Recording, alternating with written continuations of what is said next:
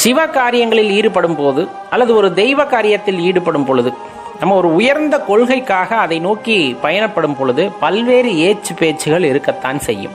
அதை துன்பமாகவே எடுத்துக்கொள்ளக்கூடாது. இது கண்டிப்பாக நிறைய பேர் இதை எதிர்கொண்டிருப்போம். நம்ம ஒரு சாதாரணமாக இறைவனை வழிபடும் பொழுதே பார்த்தீங்க அப்படின்னா இன்றைய காலகட்டங்களில் அது ஏதோ விரும்பத்தகாத ஒரு செயல் போன்று நினைத்து கொள்கிறார்கள். கோவிலுக்கு போறியா, சாமி கும்பிடுறியா, என்ன சொல்ற அப்படிங்கிற அளவுக்கு ஆயிடுச்சு. அதாவது பிற நாட்டின் மீது ஒரு பாசம் இருக்கலாம், அன்பு இருக்கலாம், அவர்களுடைய கலாச்சாரத்திலே ஒரு ஈடுபாடு இருக்கலாம். ஆனால் நம்ம பிறந்த நாட்டோட கலாச்சாரத்தை அழித்து மேற்கத்திய கலாச்சாரத்தை அப்படியே பின்பற்ற வேண்டும் என்ற அவசியம் எங்கிருந்து வந்தது அப்படிங்கிறது தான் தெரியலை. ஏன்னா அவங்க மேற்கத்திய கலாச்சாரத்தில் இருப்பவர்கள் எல்லாம் நம்மை தேடி வருகிறார்கள். நம் கலாச்சாரத்தை ரொம்பவே உயர்வாக, அந்த இறை தேடல் அப்படிங்கிறது இந்த பாரத பூமிக்கே உண்டான உன்னத சேவை அப்படின்னே சொல்லலாம். இங்கே பிறக்கின்ற எல்லா மக்களுக்கும் அந்த சேவையை இந்த பாரதமானது வழங்கி கொண்டிருக்கிறது. அப்படிப்பட்ட நாட்டிலே நாம் பிறந்திருக்கிறோம் அப்படிங்கும் போது இறை சேவை செய்யும் பொழுது கண்டிப்பாக இறைவன் துணை இருப்பார். நம் அந்த இறை சேவையை செய்யும் போது பலரின் பேச்சுகளுக்கும் ஏச்சுகளுக்கும் அந்த ஒரு பொருளாக கூடும் அப்படின்னா அதில் எந்த மாற்று கருத்துமே இல்லை.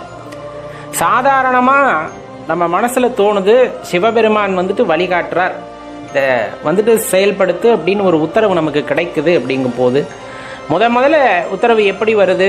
நமக்கு நெற்றியில் விபூதியை பூசுறது மூலமாக ஒரு சின்ன கீற்று, அப்புறம் நெத்தி நிறைய ஒரு கோடு, அப்புறம் நெத்தி நிறைய 3 கோடு, அதுக்கப்புறம் நெத்தி முழுவதும் திருநீர்.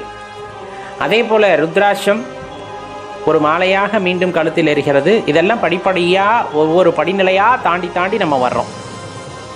இதையெல்லாம் தாண்டி வரும் பொழுதே பல சோதனைகள், பல ஏச்சு பேச்சுகளுக்கு ஆளாகிதான் நாம் வருகின்றோம். இல்லை என்றெல்லாம் சொல்லவில்லை.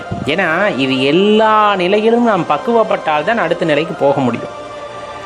எடுத்தமே சின்ன குழந்தைகளிலிருந்து உங்களுக்கு பழக்கப்படுத்துகிறாங்க அப்படின்னா அந்த ஒரு பிரச்சனை இருக்காது. இந்த கேலி கிண்டலை நம்ம பெருசாக எடுத்துக்கொள்ள மாட்டோம். ரொம்ப குழந்தையிலிருந்தே நெற்றி நிறைய விபூதி பூசி பழகின்றோம் என்றால் இல்லவே இல்லை. நம்ம வழக்கத்தில் இல்லை, சின்னதாக திருநீர் தான் பூசிக்கிட்டு இருந்திருக்கோம். திடீர்னு நம்மளுக்குள்ள இறைவன் ஆட்கொள்கிறார் அப்படிங்கும் போது சில உண்மைகள் தெரிய வருகிறது. அப்படிங்கும் போது நெத்தி நிறைய விபூதியை பூசணும்னு ஆசை வரும். அந்த நெத்தி நிறைய விபூதியை பூசினதுமே நமக்கே ஒரு சில காலகட்டங்களில் பூசிய உடனே பிறர் என்ன நினைப்பார்களோ, அதாவது ஒரு வேகத்தில் ஒரு உணர்ச்சி பிழம்புல நம்ம நெத்தி நிறைய விபூதியை பூசிடுவோம். ஒரு பொது வெளிக்கு போகும் பொழுது பிறர் என்ன நினைப்பார்களோ என்ற எண்ணம் அங்கு வருகிறது அப்படின்னா நம்ம இன்னும் பக்குவப்படலை அப்படின்னு அர்த்தம். கண்டிப்பாக நினைப்பார்கள், இல்லை என்றெல்லாம் சொல்லவில்லை. நினைப்பது மட்டுமல்லாமல் அதை வார்த்தைகளாகவும் ஒரு கணைகளாக மாற்றி தொடுப்பார்கள், அதிலும் எந்த சந்தேகமும் இல்லை.